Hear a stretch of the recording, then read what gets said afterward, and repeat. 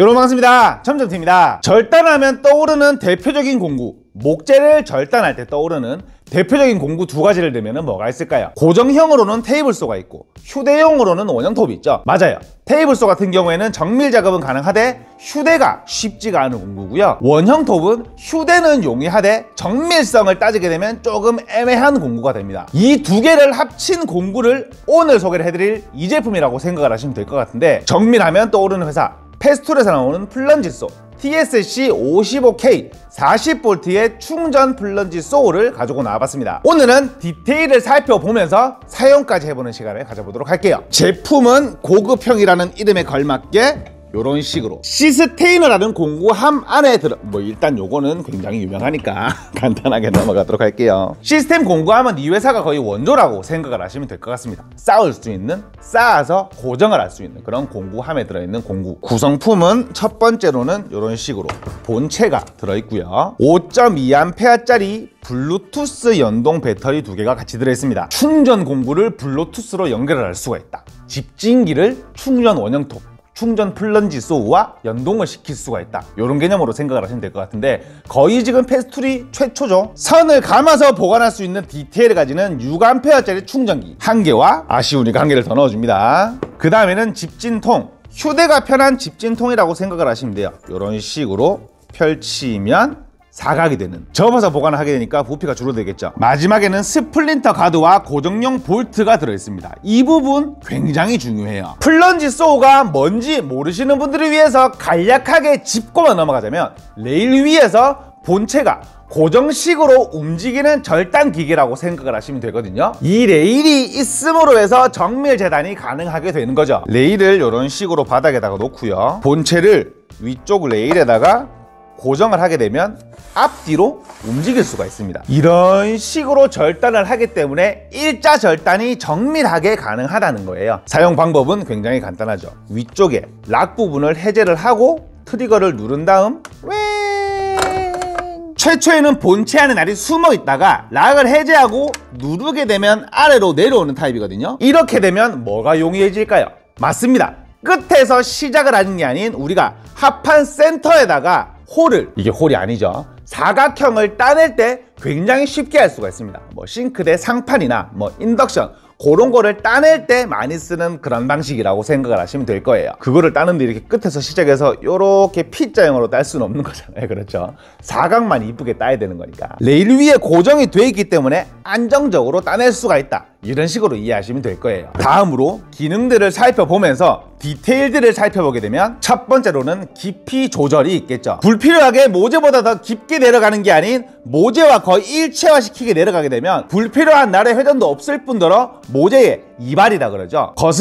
아래쪽 거스름을 최소화하면서 움직일 수가 있는 거니까. 앞쪽 정면을 보시게 되면 녹색으로 되어 있는 부분 보이시죠? 페스툴이 정말 쓰기 편한 공구라고 생각이 드는 게 뭐냐면, 작동 가능한 범위는 모두 연두색으로 표시를 해놨어요. 연두색이 아닌 부분은 작동을 안 하는 부분입니다. 연두색만 만지시면 되는 거예요. 정면을 보시게 되면 이렇게 손가락으로 누를 수 있는 부분이 있죠. 앞쪽 눈금 부분이 깊이를 관여하는 부분이라고 생각을 하시면 될 것 같은데, 아래쪽 부분은 본체만 사용을 할 때, 위쪽 부분은 레일 위에 올라갈 때의 깊이라고 생각을 하시면 될 것 같습니다. 이런 식으로 눌려서 원터치로 이동을 시키실 수가 있어요. 그 다음 디테일은 미세 조절을 말씀을 드리고 싶은데, 여기 보시면 볼트가 보이시죠? 얘네가 최초의 작동을 어떻게 하냐면, 위쪽에 보시면은 요 판이 보이죠? 얘가 여기와 만나는 요 기능을 위한 튀어나온 부분이라고 생각을 하시면 되는데, 이런 식으로 본체를 눌렀을 때 위쪽 볼트에 부딪히는 것을 볼 수가 있죠. 우리가 아래쪽 모재를 다치지 말게 해야 될 때는 정말 미세하게 움직이게 될 때가 있거든요. 그때는 이런 식으로 볼트를 풀어주거나 다시 반대로 잠그게 되면 볼트가 위아래로 움직이기 때문에 고내가 움직인 만큼만 딱 이동을 시키면서 톱날을 조정할 수가 있다는 얘기죠. 두 번째로는 베벨 가게 조절. 앞 뒤쪽에 노브가 있습니다. 이 노브도 앞 뒤쪽에 달려있는 거를 칭찬해야 될 부분이 뭐냐면, 우리가 앞쪽만 잡게 되면 뒤쪽으로 이렇게 미세한 움직임이 발생을 할 수가 있잖아요. 목공 같은 경우에는 1-2mm의 싸움인데, 날이 훌이라 그러죠. 떨림이 발생을 하게 되면 그 1-2mm의 오차를 잡을 수가 있기 때문에 앞 뒤쪽에서 잡아주는 거예요. 앞쪽을 살짝 풀고요, 뒤쪽도 살짝 풀었죠. 그러면은 이런 식으로 각도를 조절을 할 수가 있는데 0도가 아닌 마이너스 1도부터 45도, 47도까지 조절을 할 수가 있습니다. 0도 같은 경우에는 본체를 90도로 내리면 0도가 되겠죠. 근데 마이너스 1도로 맞추고 싶다. 그러면 P자 모양으로 생긴 요 레버를 잡아당기시면 되거든요. 잡아서 앞으로 탁 당기게 되면 살짝 튀어나옵니다. 그러면 0.1도가 안쪽으로 움직인 거예요. 살짝 손을 놓게 되면 이런 식으로 톡 들어오면서 0도로 다시 맞춰지는 거고요. 47도 같은 경우에는 45도로 맞췄죠. 그 다음에 뒤쪽에 보시면 잡아당기는 부분이 있거든요. 이 부분을 톡하고 잡아당기게 되면 살짝 움직이는 거 보셨어요? 이런 식으로 47도로 맞출 수가 있습니다. 세 번째는 정밀성을 위한 디테일. 정밀하면은 세 가지의 중요한 점이 있죠. 얼마나 바르게 가는지, 각도는 잘 맞는지, 거스름, 이바리가 얼마나 일어나는지. 얼마나 바르게 가냐는 레일과 이 부분이 관여를 하는데요.